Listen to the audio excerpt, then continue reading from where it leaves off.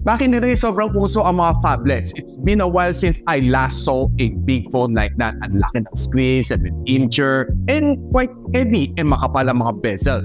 This time, binuhay uli ni Huawei dito sa Huawei Nova Y91 ang mga big screen.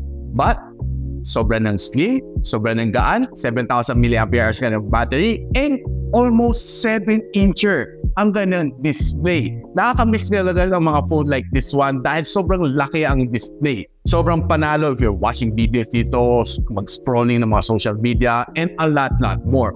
And ang ganang likod also looks nice as well. Meron siyang starry circle design. Want to know more? Don't you go away after this quick intro.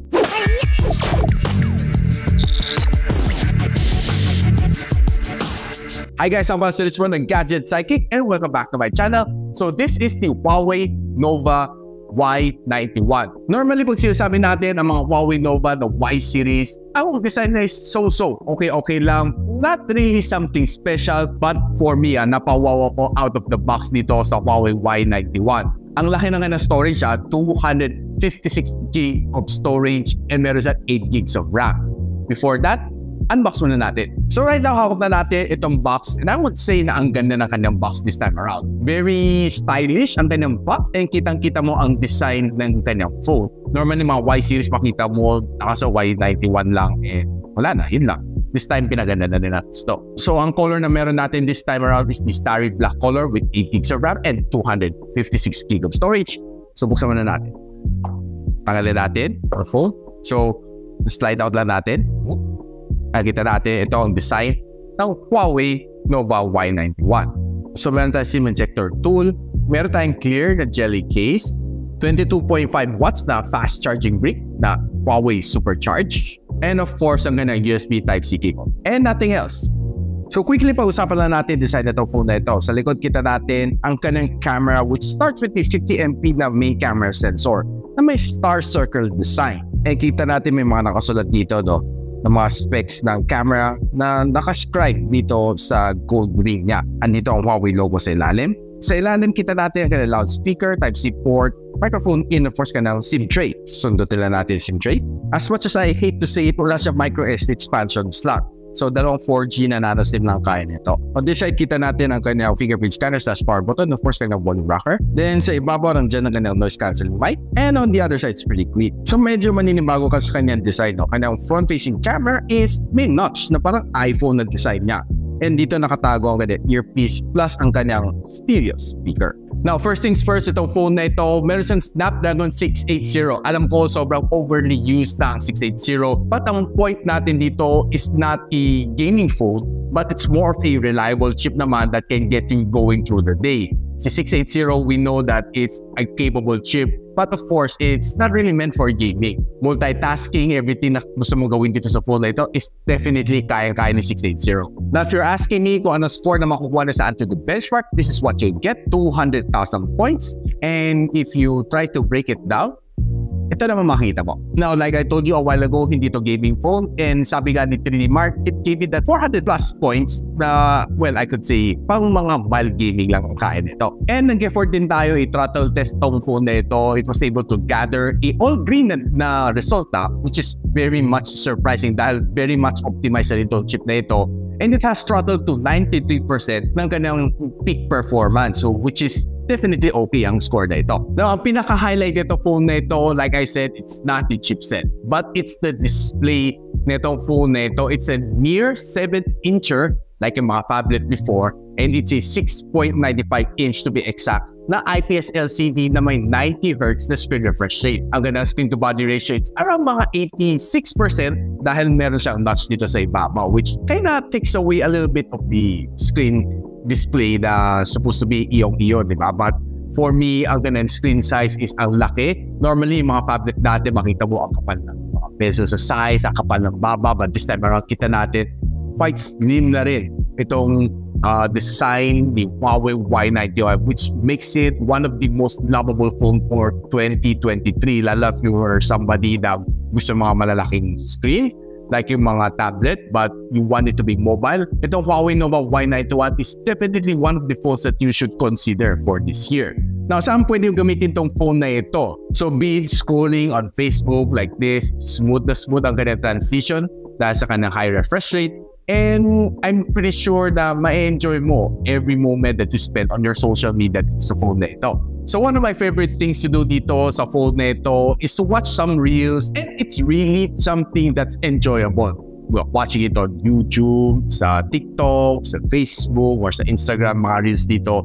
Ang bilis mag-swipe, very fast to load, something like this one. And another thing na sobra ko rin gusto sa kanya dito is sobrang lakas ang kanyang sound. Kaya na mag-maximize na volume using kanyang super volume na feature dito up to 300% louder ang kanyang volume. So sobrang lakas nito, na-try ko rin siya, and sample lang ko kayo.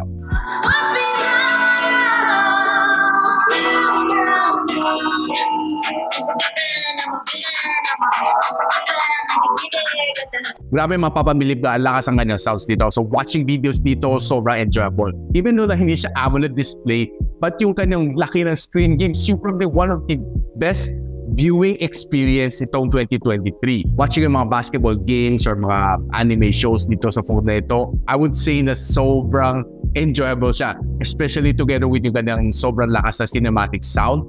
Ay grabe, mag-enjoy talaga ang buong tropa. So another feature na meron na dito is to connect to a super device. So right now, naka-connect tayo sa super device ko, which is the Huawei Mate 50 Pro.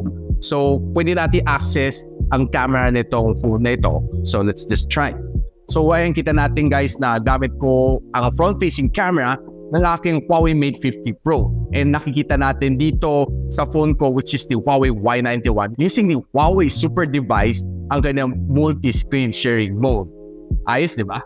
Well, that's just one of the things na pwede mo gawin sa mga super devices. Pwede ka mag-connect sa mga Huawei FreeBuds Pro 2. Pwede ka rin mag-connect sa mga Huawei MateBook D14BE and so on and so forth. As long as it supports the super device, pwede mo i-link dito sa Huawei Y91 mo.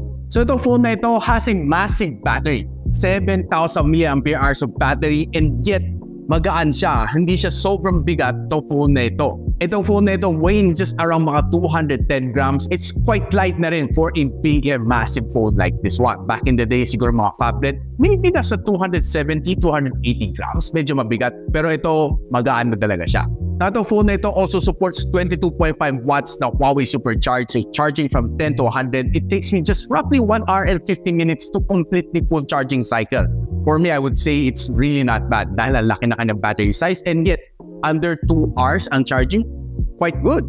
And another good news nito sa phone na ito, been using this for the past 2 weeks and ginagamit ko siya as my daily driver. Itong phone na ito on normal daily usage, it can last me at least 3 days na hindi ako na-charge. No? So which for me is very much important, especially when you're a traveler, madala ka makahanap ng saksakan para makapag-charge. This phone sobra niyang kuna. And what I mean about normal daily average usage, well, social media, nakakulik ka sa Wi-Fi, listening to some music, watching some videos, no heavy gaming, kayang-kaya niya 3 days. So, chinek natin ang battery stress test dito. Nakakuha siya ng roughly 22.5 hours dito sa phone na ito, which is for me, by far, ito isa sa pinakamakunat na battery na na-test ko for this year 2023. So since malaki ang kanyang screen, natrip ako maglaro, nag-game dito. So I did try to play Call of Duty Mobile dito sa phone na ito. And it was a breeze through naman. Though there's some minor frame drops along the way. 680 kaya naman mag-perform ng mobile games dito. Call of Duty Mobile included. And throughout the game, okay naman. Responsible ka ng screen, malakas ang kanyang sound, which is probably one of the plus dito sa phone na ito. And ang kanyang massive screen display is probably one of the best experience na pwede makuha ng phone na ito. Play ML, PUBG, Call of Duty Mobile, kaya-kaya ko phone na ito. But if you want to try mga games like Genshin Impact, I can say that forget about it. Overall, ang pinaka-winning experience playing games dito sa phone na ito is the laki na kanyang screen. Plus, immersive din ang kanyang sound dito sa phone na ito. Now, currently itong phone na ito is running EMUI 13. And by far, ang experience ko dito is okay. Smooth naman ang kanyang experience dito. And if you want to download everything, andyan lang sa app gallery. And I'm able to use about Google-related app ko, like Google, then of course, nandiyan na YouTube and other apps na Google-related. So once nagtanong si App Gallery kung gusto mo install a Gbox, mag-guess ka lang kasi this one is really needed once you want to run Gmail, Google Drive, Google Maps, and YouTube. Kailangan mo to para tumakbo siya ng smoothly, mga Google-related apps. And so what's nice din dito sa kanya is pwede ka rin gumamit ng mga stackable widgets dito sa home screen mo, which makes it a little more organized. Tapos usapan naman natin ang camera ng phone na ito. It starts out with a dual camera setup dito, a 50MP na main camera sensor, and a 2MP na depth sensor. Then we're gonna notch dito sa harap sports a 8MP na front-facing camera. Now, both of them can shoot on up to 1080p and 30fps, which probably is the limitation nito Snapdragon 680. Now, one of the good things dito sa camera nito was able to take in some really nice shots on outdoor basis. So, some of the shots na nakuha ko are quite sharp naman. Nothing super wow factor ng mga camera shots, but I would say it's pretty decent for a camera at this price point. And most of these shots na nakuha ko, the vision was really nice and sharp. And I would say that some of those shots are quite Instagrammable. Now, pagdating naman sa low light na mga indoor shots, I can say na okay din naman mga shots na nakuha ko dito.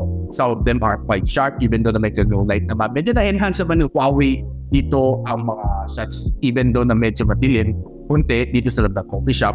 And quite okay ang some of the shots, but there are some shots na nakuha ko a little bit grainy, but most of the shots are quite okay. Taking a look at most of the shots na nakuha ko outdoor and indoor using the front-facing camera, it's quite nice. Sharp na sharp. Not really something na mag-wow talaga sa'yo, but I would say not a bad camera if you ask me using the front-facing camera. Now, I was able to take a sample video dito sa phone na ito using the front-facing camera for vlogging. Check this out. So guys, this is the camera of the Huawei Nova Y91, and right now I'm recording at 1080p and 30fps, and that's just probably the limitation of this camera. Yung front-facing camera na is quite decent. Not really the best camera that you have for vlogging, but this one is a little bit blurred when it comes to low light condition, but outdoor I'm pretty sure it's quite good. But one thing that I admire about this one is quite stable ang kanyang front-facing camera. Hindi siya shaky.